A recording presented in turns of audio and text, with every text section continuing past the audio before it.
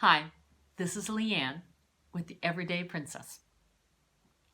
Now this time I'm going to just do a little bit of reflecting, looking back over this year. We're coming close to the end of this year, and I just wanted to share a few do's and don'ts that I have learned about being a YouTuber.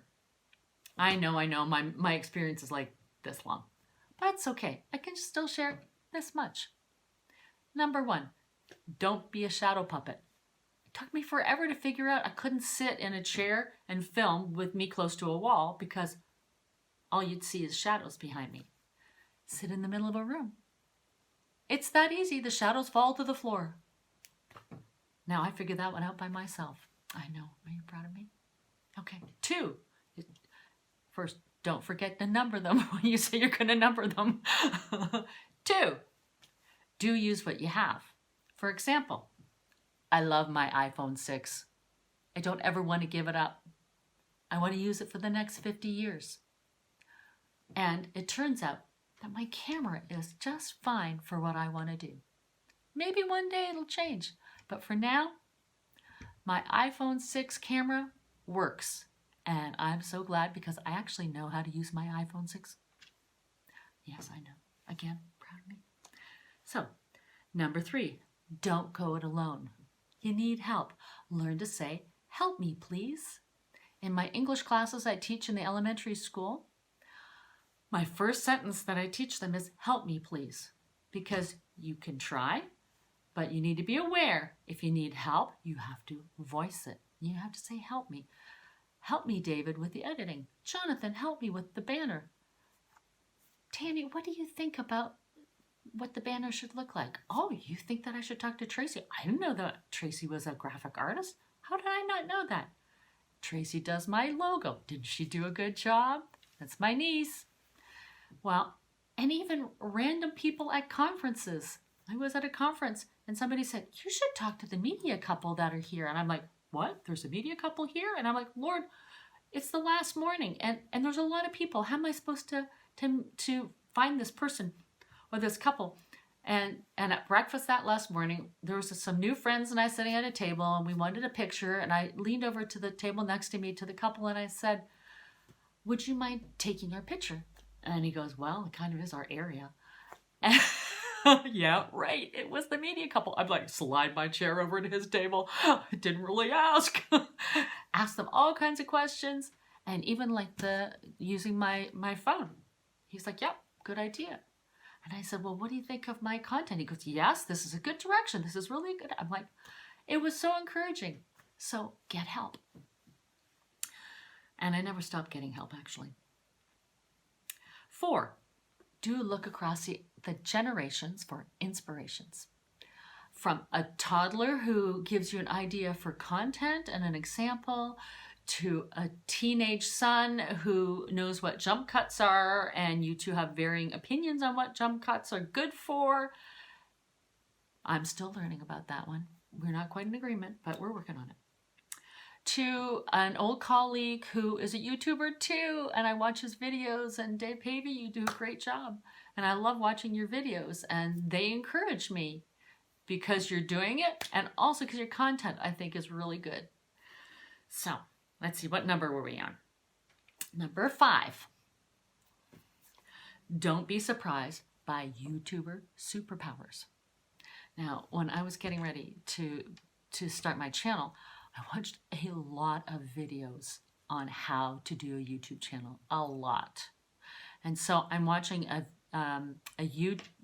video influencers channel, and Sean's talking, and he says, "If this is your 10th how to start a YouTube channel, I want you to stop watching this right now and go make a video." And I'm like, can he see me? Does he know that I watched that many? And I didn't stop at that moment, but I certainly was surprised that I wasn't the only one watching tons of videos before I actually could, get over that hurdle and actually make one. And his co-worker, Benji made me cry. That was his superpower, because he's talking about YouTube channels and he says, "I know it's scary. You're probably afraid right now. And I'm sitting there watching going, yeah, I am. I'm not sure I can do this. So, superpowers, they're out there. Now, number 6, see, I'm learning to count, is do make sure that your viewers can see you and you can see your notes. Now, I'm talking about glasses.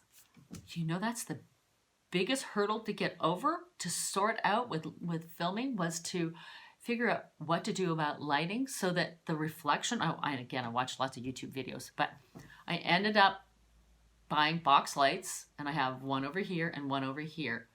And they take, this time I got the glare pretty much out of the picture in this time.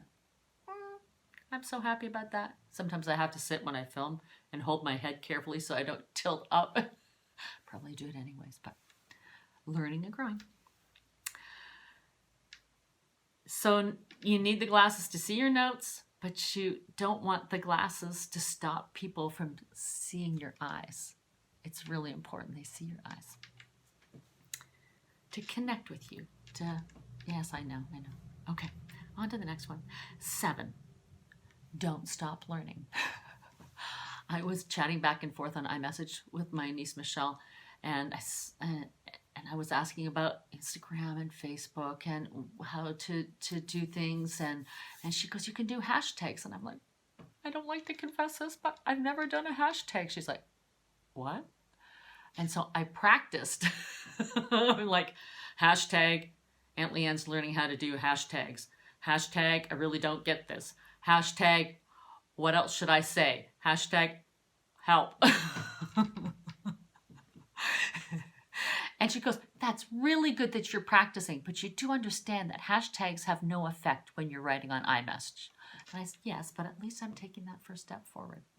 There's so many things to learn, you know, us YouTubers that aren't, you know, spring chickens. We have perhaps more hurdles to get over in the learning, but it is possible. And the final one, number 8, is if you have something on your heart that you'd like to share and you have content that you can consistently work with through a longer stretch, then go for it. Go for it.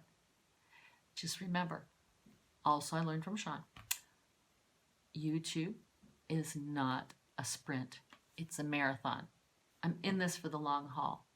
I know that I need to invest 2 or 3 years of putting content out there that I think will bless and help you, and I plan to stick around.